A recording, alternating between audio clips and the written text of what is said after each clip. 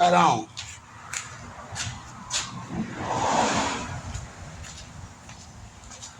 Good afternoon. Yesterday we posted how to make laser flat panels part 1. Today we're going to do part 2. Now,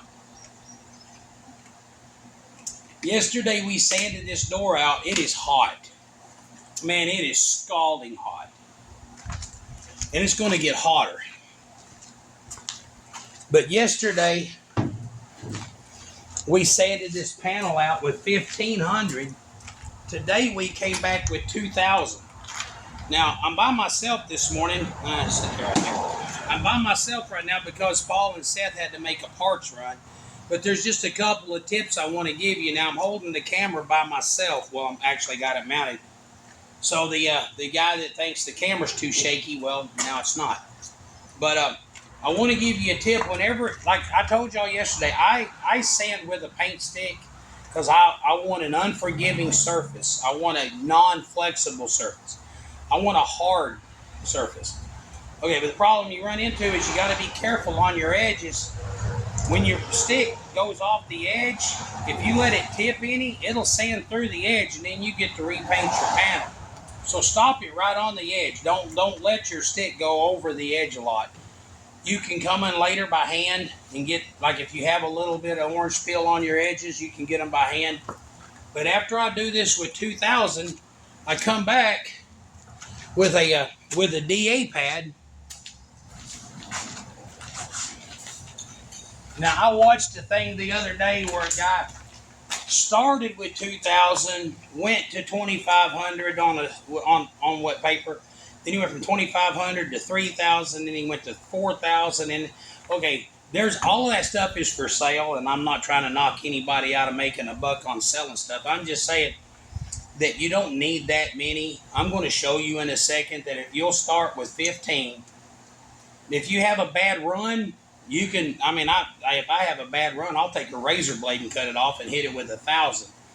But then I come back with 15, 2, and then 3. And then but I want to show you in a second what this panel looks like. I've already went over with 2000. I've already went over it with 3000. Now, this 3000 is on a DA pad, so it's not cutting anything flat. And that's one of the reasons a lot of people want to use their DA the whole time. I've seen people DA their 15, blah, blah, blah, blah. But that clear's always ripply. We're fixing to buff this. I haven't seen it buffed yet, but I know what it's going to look like because I know my process. Like I said, I used 15 on a stick, 2000 on a stick. Then I went over that with 3000 on this just to get some of it. And I don't even have to use the 3 because, the 3M compound is really good stuff. But what we're fixing to do is we're fixing to buff this. And I went over it quite a bit with this 3. Yeah, you ain't going to sand through it with 3000. You could, but you'd be there for a while. But just remember, always treat your edges with, man, be careful on your edges. Stay off your edges. Matter of fact, if it's just a normal driver car, a lot of times I'll leave the edge. Like I said, this car got an extra coat of paint just so that I could come up and carefully 45X out my edge up to it. But like I said, this right now it's done. It's ready to buff. So we're going to buff this right quick.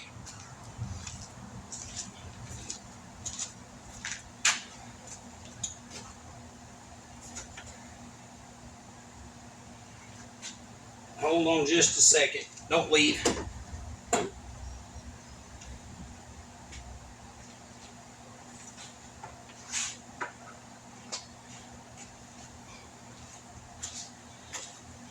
Now, your buffing pads come in, they're color coded. You start with your white, then you move to your black, and then you move to your blue.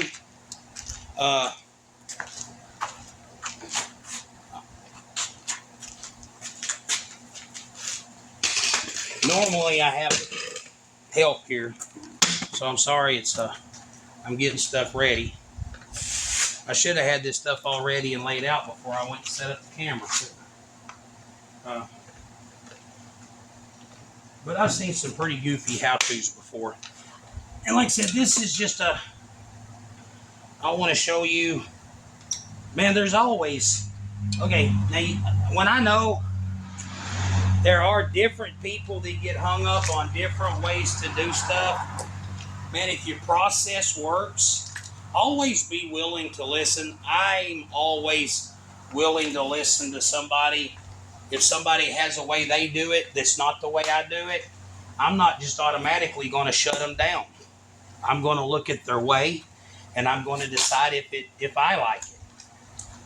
When my sons went to college, and then the first time they see me buff a panel, they were telling me, "Dad, that ain't how we do it." What they taught them in school, I got into some chiggers a while ago. What their instructor taught them was buff one little panel and then move to another panel and move to another panel. I don't do that. I don't see a problem with it, but I also don't see any benefit in changing what I've been doing for 30 years to do it that way. 30, 35. One thing, if I'm buffing a panel, I've been at this a long time. A lot of times I'll turn my speed up to 2,400 RPMs.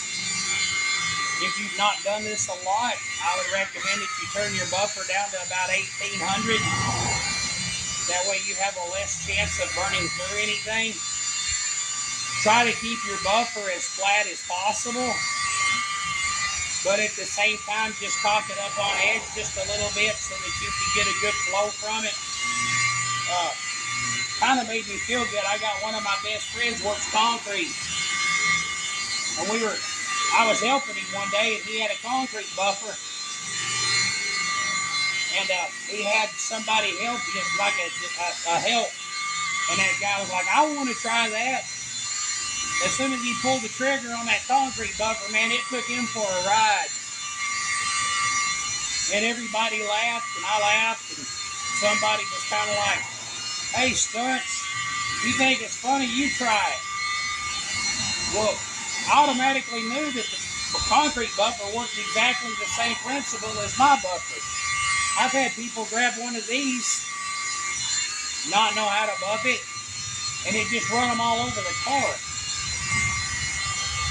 Once you learn how to get it up on edge a little bit, not on edge, but just lift it just a little bit. Then, okay, another thing is when you're buffing. Okay, watch this. I want to turn this down real slow.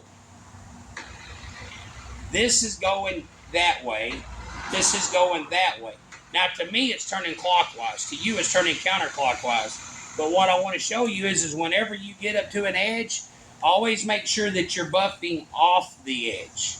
Don't buff up onto the edge, because if you buff up onto the edge, a lot of times your buffer will catch the clear and burn it coming back up on. If you buff going off the edge, I'm not going to say that can't happen. I'm going to say I've never seen it happen. So one of the things about buffing is be careful of your edges. I've seen a lot of paint jobs where somebody's trying to do it themselves, and the paint job look okay, but their edges are ruined. It's kind of funny. I'm going in for heart. Hey, I request your prayers. I'm going in for a minor heart procedure tomorrow. I've got to get an ablation. The procedure doesn't scare me. The anesthesia has me concerned. But what's funny is one of the doctors called me yesterday, and they were wanting to speak, about different things. And one of the, they were a questionnaire before they, I got there. And she has asking me if, do you have any aches or pains? Oh, I'm 56 years old. Yeah, my neck, my back, my shoulders, my hips, my knees, and one ankle.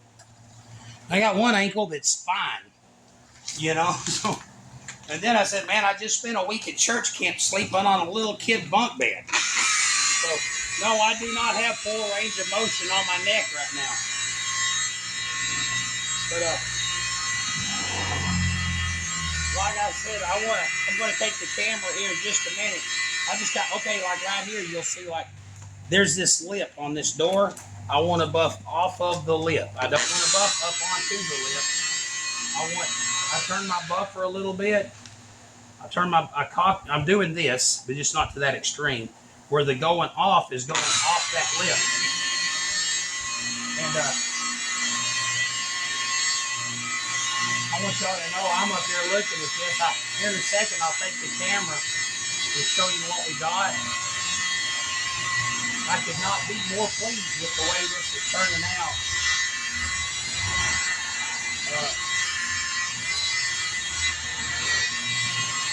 Yeah, I could not be happier right now.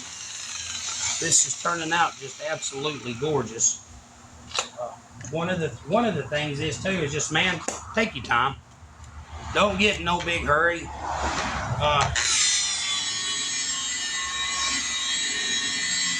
I have a motto.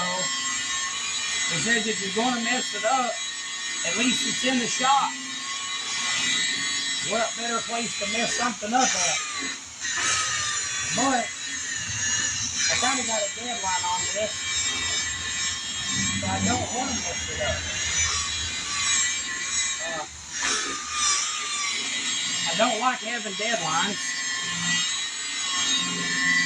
and I really don't like having deadlines with a heat index of 115 degrees. And I'll be honest with you right now, I just want to go to the creek. It's not hot anymore, man. We went to the river the other day, and the river was hot.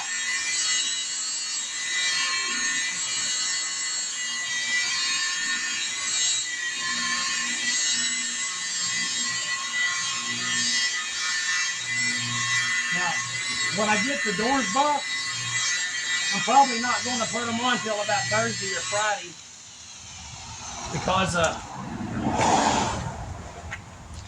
I got to get the glove box put back in the car.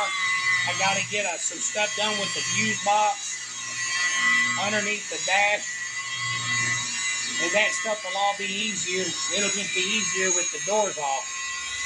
So when I get this door buffed out, I'm going to go ahead and I'm probably going to finish most of my buff, and I'm going to hang these doors back on the wall. Now, one thing, we made the video about when we painted this. I painted it apart. Well, not really apart. I painted it with the doors off. But they were painted at the same exact time with the exact same paint out of the exact same gun.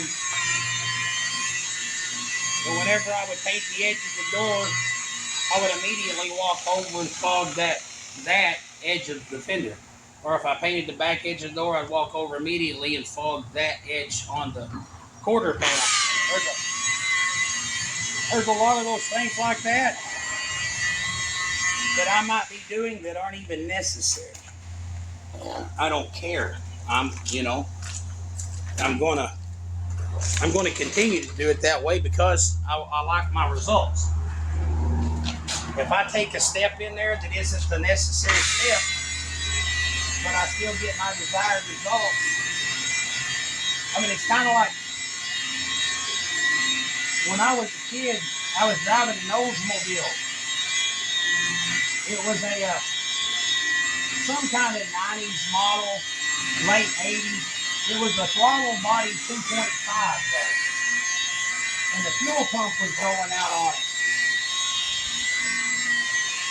And I could try to start it, but sometimes it wouldn't start. So I'd sit there and I'd pump the throttle. And my dad tried to tell me, he says, son, you're not doing anything. It's a throttle body. It does not have an accelerator pump in it. But all I knew was if I kept pumping that throttle, it would eventually start. Later on, I realized that I was just wasting my time and wearing my leg out. Man, it is ridiculously hot. I want to thank you guys that are still sticking around. I know this has probably got to be the most boring video we've ever done.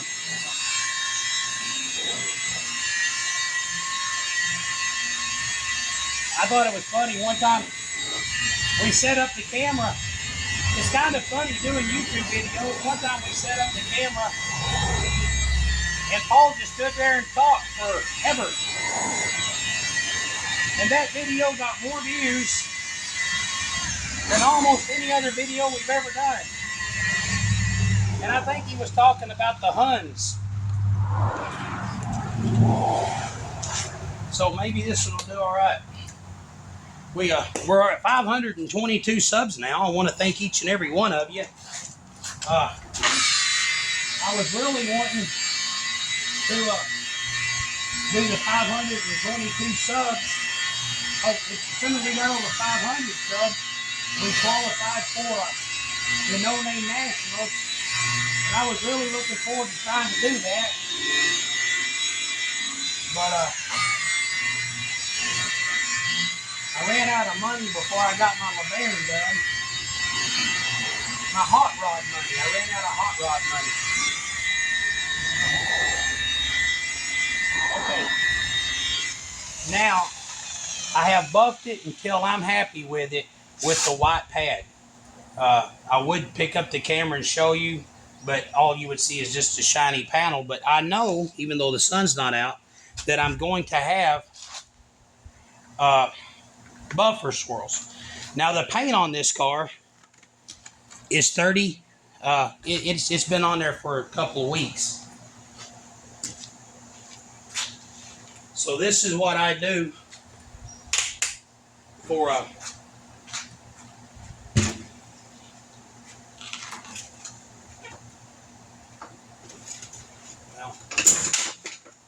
you probably hear things falling around over here.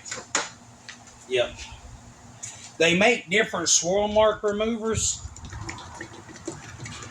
but I really like just using. I use McGuire's Carnauba.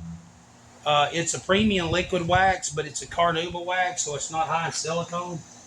But I just kind of put some of that on there. Actually, I put it on kind of liberally.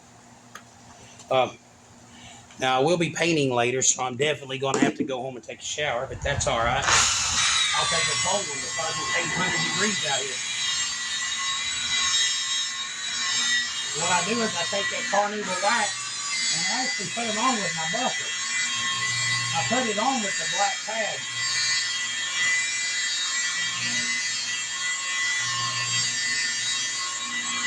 Now this is looking incredible. But I put this on with the black pad. And also I'm going to tell you, I'm showing you how to buff your paint and not have ripples in it. I cannot tell you how important it is for your bodywork underneath that to be, it's gotta be right on. Because if you have a bunch of ripples in your bodywork and then you try to sand that out with a stick, you're gonna sand your high spots off and you're gonna sand through it real quick. So every step is vital. Every step is vital. Man, this is looking so good. Like I said, there's not any ripples. I have no scratches showing. This Carnauba has removed all of my buffer swirls. This is just looking like, and that's looking like a sheet of glass.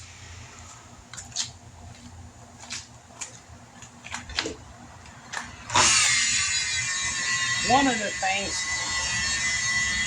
and I'll be honest, I don't watch car shows. I'll watch hot rod shows. There's shows where people are building motors. I like that. Burnout videos. I watch a lot of burnout videos. I don't watch a lot of car shows. I think the whole. I know this sounds crazy, but I believe that the muscle car craze and people watching car shows has almost ruined the hobby for people. Because of the car show, everybody, even people that don't know how to change their own spark plugs, have suddenly become car show judges. My sons and I judge 2 car shows a year. starting this year, it was one. But we did a couple of shows, and what I hate, man, I love cars. I love watching what people do. I love the work people put involved in it, and it breaks my heart to walk up for the sole purpose of criticizing somebody's pride and joy. Man, I've seen some people build some really nice looking cars and take them to car shows. There's a guy in Batesville that has a 67 or 68 Mustang Fastback, blue, white stripes. It's just absolutely a stunning car. It is stunning. It's not perfect, but it's stunning. Now that I put the wax on with the black pad and I'm going to take the blue pad. This is 3M part number 05733. It is called Perfected. There's a fine layer of stuff that's on there.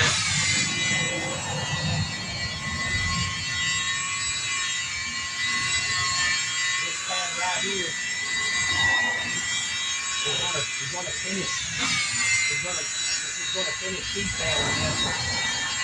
Now, on the top of it, I'm doing the sides and the bottom of this door here on the table. On the top of the door, I'm going to do the top of the door after I get it on the car. Just simply because it's small, and I'm going to use a small 3-inch buffer on it. Yep. Yes. If I can, well, we are. But I just want y'all to know, man, I've got a cousin. Him and his brother, well, my two cousins.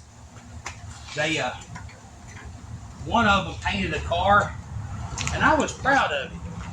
He painted a car, and I mean, it's not like it was a quality body shop job, but he did it himself, and man, I was proud of him. Well, then they went to paint another one, and I said, "Hey, man, can I give you a couple of tips?" This is one thing I realized. I've got 35 years into, yeah. Oh no, I started. Well, I've been doing this my whole life, actually. I don't remember not working in a body shop for my dad. But when I gave my cousin a couple of tips, him and his brother took those tips and they ran with them, and they have painted some beautiful, beautiful stuff. So I want you to know one of the reasons I want to do these how-tos, because I know you can do this. You don't need to pay a shop a ton of money. I need your money. I like your money. I pay my bills with your money. But at the same time, I love seeing people do this stuff themselves. So I want to try to show you this is how I do it. Somebody else say, why do you do it this way? Why do you do it that way? Well, I'm fixing to show you these results. I'm going to say, if I can get these results, do it my way. I'm going to do it my way. You get up there, man. You get you some sandpaper, and you get you a little compressor. Go to Harbor Freight and get you a cheap $25 paint gun, and man, and just have at it, man. Get started. You know, I'm going to pick this up now. I want to show you this door here. Let me get this off of here real quick. I want to show you this door. See there? There's no. You can take the straight lines of the building and put in there. There's not a ripple. There's nothing. There's no nothing there. And like I said, I'm going to do this piece right here on the car because it's small. I have better access to it. But I wanted to do this. I wanted to do this part, this bottom, before I put it on because I have better access up here. But this is what you're capable of doing if you just want to try. Man, I'm super proud of that. And that is how to wet sand out your own clear and have a ripple-free finish. I mean, that is, you know, I'm proud of that. You know, this thing, he's going to be showing it. And I'm going to be proud to have my business cards on it. So anyway, man, I'm going to get in here under the fan for a minute because, like I said, it is ridiculously hot. I'm going to get me some cold Gatorade out of the fridge. I'm going to watch some YouTube videos for a minute. I'm going to take a break. But I just want to say thank you for joining us. I want to thank everybody that supports our channel. Anybody watch this video, like I said, this is part 2. So I hope you learned something. If you have any questions, leave them in the comments. If you have any criticism, leave them in the comments. Sometimes I comment back on criticism. Sometimes I just go right on by. Like but like I said, we just want to help people learn that don't be afraid to try. Anybody really. I mean, I'm not gonna say anybody can do this, but a lot of people can. I learned how to do a lot of things by watching how-tos on YouTube. So hope this was good, and I hope you learned something, and I hope you're as proud of this job as I am. I just I can't wait to see it done. I know the owner can't wait to see it done. Hopefully we can get done next couple of weeks. There's a big car show in Cave City. So if my heart surgery goes okay, and I'll be back up here back up here Thursday and Friday. They told me that I can't lift anything over 10 pounds. And I almost cracked a dirty joke, but I didn't. But but anyway, God bless you. Like I said, drink plenty of water. Try to stay out of this heat. This heat is ridiculous. And also try not to go by Sonic and get a Supreme breakfast burrito for breakfast, because I got heartburn really bad. I think that's what it was. So anyway, God bless y'all, and y'all have a good day.